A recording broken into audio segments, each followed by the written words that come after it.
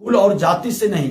महाभारत का युग कौरवों के बुरे कर्मों का परिणाम था। ठीक उसी प्रकार जो जातीय विद्वेष इस सरकार में बैठे लोग फैला रहे हैं, उसका दूरगामी परिणाम भी काफी दुखद होगा। लोग सत्ता में बने रहने के लिए किसी भी हद तक गिरने को तैयार बैठे हैं। माननीय शिक्षा मंत्री जी का बयान भी उसी का परिचायक है। हमारी मांग है कि मुख्यमंत्री नीतीश कुमार जी और उप मुख्यमंत्री तेजस्वी यादव जी इन्हें तुरंत मंत्रिमंडल से बर्खास्त।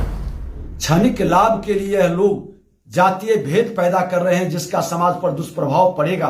नमस्कार, मेरा नाम प्रकाश है। आप टुडे बिहार न्यूज देख रहे हैं। देखिए, बिहार में एक ओर कड़ाके की ठंड पड़ रही है, तो वहीं दूसरी ओर जिस तरीके से बयानबाजी हो रही है, इस सर्द के मौसम में भी, ठंड के मौसम में भी सियासी माहौल बिहार की गरमाई हुई है। इन सब के बीच बिहार के शिक्षा मंत्री प्रोफेसर चंद्रशेखर के बयान पर बवाल मचा है। दरअसल कल राजधानी पटना में नालंदा खुला विश्वविद्यालय के 15वें दीक्षांत समारोह में लोगों को संबोधित कर रहे थे बिहार के शिक्षा मंत्री प्रोफेसर चंद्रशेखर।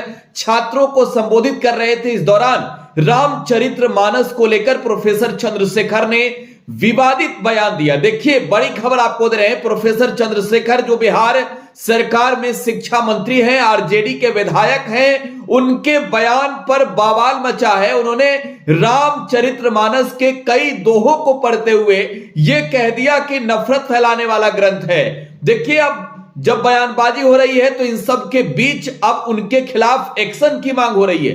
बिहार के नेता प्रतिपक्ष विजय सिन्हा ने तेजस्वी यादव से मांग किया है कि तुरंत मंत्रिमंडल से बर्खास्त कीजिए प्रोफेसर चंद्रशेखर को। देखिए, बड़ी खबर आपको दे रहे हैं। प्रोफेसर चंद्रशेखर के इस्तीफे की मांग किया है नेता प्रतिपक्ष विजय सिन्हा ने। क्या कुछ करें विजय सिन्हा, जरा वो सुनिए। जीवन खत्म होने के पश्चात आप किस कुल के हैं, ईश्वर यह नहीं देखते। ईश्वर तो सिर्फ आपके कर्म देखते हैं। समाज में भी मनुष्य की पहचान उसके कर्मों से ही होती है, कुल और जाति से नहीं।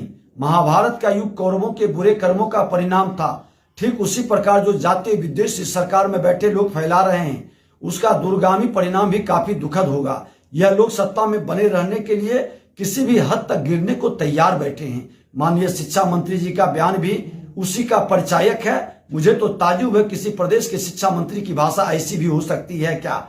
यह उनके विकृत मानसिकता को दर्शा रही है। शिक्षा मंत्री जी का रामचरितमानस पर आपत्तिजनक बयान दुर्भावना से ग्रसित एवं दुर्भाग्यपूर्ण है। आईपीसी की धारा 295(1) के तहत इन पर मुकदमा चलना चाहिए। धर्म निंदा, ईश्वर निंदा पर भारत के कानून में सजा का प्रावधान है, जिसमें 1 साल से 3 साल तक की कारावास की व्यवस्था है। हमारी मांग है कि मुख्यमंत्री नीतीश कुमार जी और उप मुख्यमंत्री तेजस्वी यादव जी इन्हें तुरंत मंत्रिमंडल से बर्खास्त करें। इनके बयान ने करोड़ों हिंदुओं की भावना को आहत किया है, और यदि नीतीश जी और तेजस्वी जी शिक्षा मंत्री के बयान से सहमत है तो इसे स्पष्ट करें। रामचरितमानस को समझने के लिए भगवान की भक्ति, विवेक एवं निर्मल हृदय चाहिए, जिसे ये कपटी मंत्री कैसे समझेंगे। दरअसल जब जब सत्ता लोलुप क्षेत्रीय पार्टियां कमजोर पड़ने लगी है, तब तब वह समाज को जातियों में विखंडित कर अपनी राजनीतिक फसल को हरा भरा करने के प्रयास में जुट जाती है।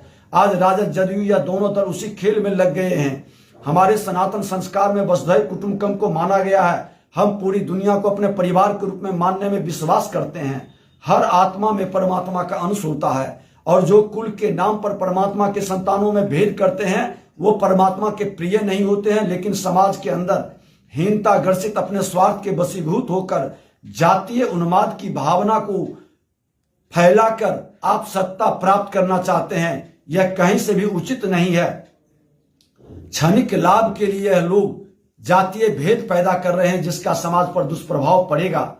जन्म आधारित नहीं कर्म आधारित इस समाज में यह लोग जातीय जहर फैलाकर अपनी राजनीतिक फसल मजबूत करने की जो घिनौनी कोशिश कर रहे हैं, इसका दुष्प्रभाव वर्षों तक समाज को झेलना पड़ेगा।